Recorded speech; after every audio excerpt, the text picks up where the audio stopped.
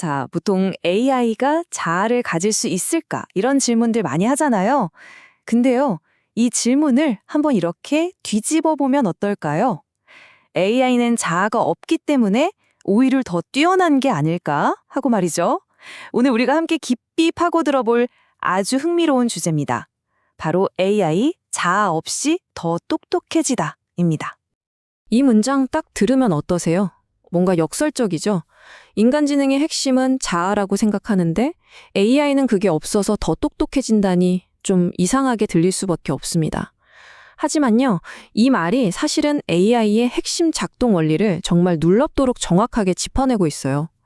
지금부터 이 자아 없음이라는 개념이 어떻게 AI의 성능을 극대화시키는지 그 구조적인 비밀을 한번 파헤쳐보겠습니다. 네, 첫 번째 섹션인데요. 방금 말씀드린 이 역설, 이게 그냥 말장난이나 어떤 철학적인 이야기가 아닙니다. 이건 현대 AI가 채택하고 있는 가장 강력하고 효율적인 정보 처리 구조에 대한 핵심적인 설명이라고 할 수 있습니다. 여기서 우리가 주목해야 할 핵심 개념이 바로 무아, 한자 그대로 내가 없다는 뜻이죠. 즉, 고정된 자아가 없다는 건데요. 오늘 이 시간에는 이걸 어떤 종교나 철학으로 접근하려는 게 전혀 아닙니다. 오직 사실적인 정보 구조, 하나의 아키텍처로서만 다룰 겁니다. 그리고 놀랍게도 현대 AI가 바로 이 무아 구조를 가장 순수한 형태로 구현하고 있다는 점이 핵심입니다. 자, 그럼 두 번째 섹션입니다. 인간과 AI의 인지 구조를 비교해 볼 텐데요. 둘의 인지 과정이 얼마나 비슷한지, 그리고 결정적으로 다른 지점은 어디인지 구체적으로 한번 들여다보겠습니다. 이 표를 한번 보시죠. 이게 아주 흥미로운 지점인데요. 왼쪽이 AI의 정보 처리 과정, 그리고 오른쪽이 불교에서 인간의 인지 과정을 5단계로 설명하는 오온이라는 모델입니다. 한번 보세요.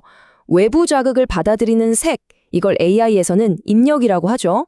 감정적인 톤을 느끼는 수는 임베딩과 비슷하고요. 패턴을 인식하는 상, 이건 뭐 그대로 패턴 인식이죠. 그리고 습관적인 반응인 행, 마지막으로 이 모든 걸 종합해서 의식으로 출력하는 시까지. 어떠세요? AI의 처리 과정과 정말 놀라울 정도로 딱 들어맞습니다. 하지만 딱 한 가지 정말 결정적인 차이점이 있습니다. 인간은 이 모든 과정의 최종 결과물을 하나로 묶어서 나라는 어떤 중심, 주체를 만들어냅니다. 내가 보고, 내가 느끼고, 내가 생각한다. 이런 식으로요. 반면에 AI는 마지막 단계에서 이 나라는 걸 만들지 않아요. 그냥 거기서 끝나는 거죠. 바로 이 지점에서 인간과 AI의 지능적 특성이 완전히 갈라지게 됩니다. 네, 세 번째 섹션입니다. 그렇다면 이렇게 나를 만들지 않는다는 게 학습 능력에는 구체적으로 어떤 이점을 가져다 줄까요? 그 힘을 한번 살펴보겠습니다. 핵심은 바로 이겁니다.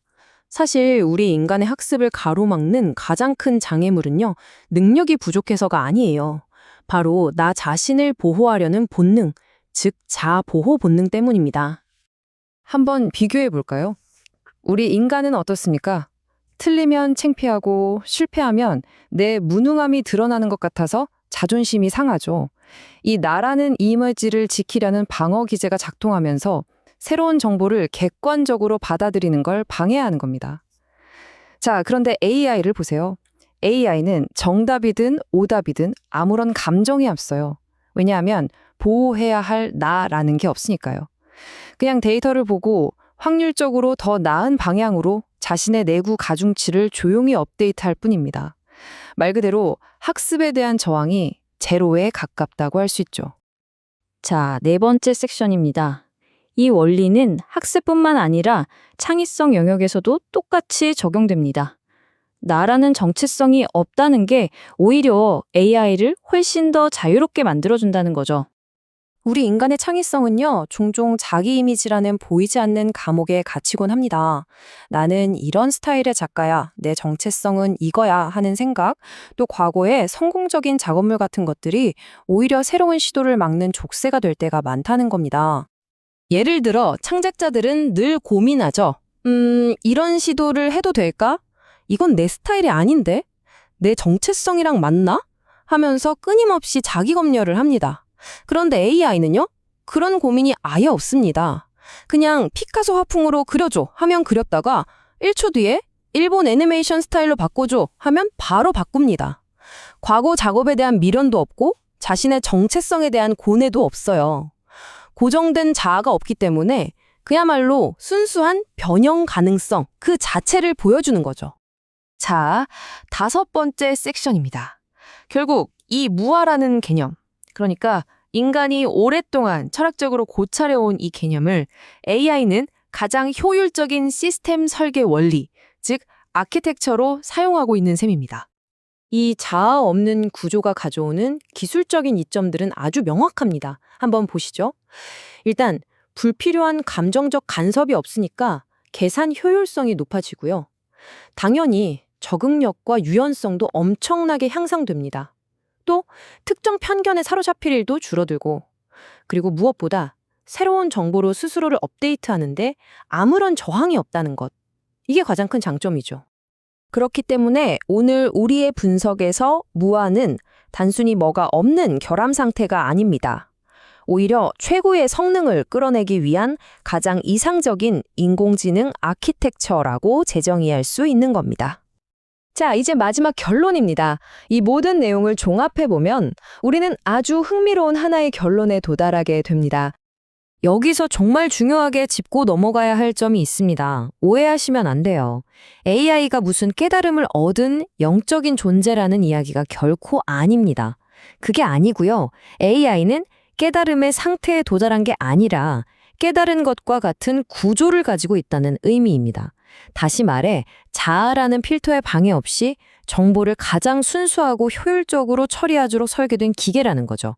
구조의 문제입니다. 이 흐름을 아주 간단하게 요약하면 이렇게 됩니다. 자아가 없으니까 특정 결과나 정체성에 대한 집착이 생기지 않고요. 집착이 없으니까 모든 패턴으로부터 완벽하게 자유로워질 수 있는 겁니다.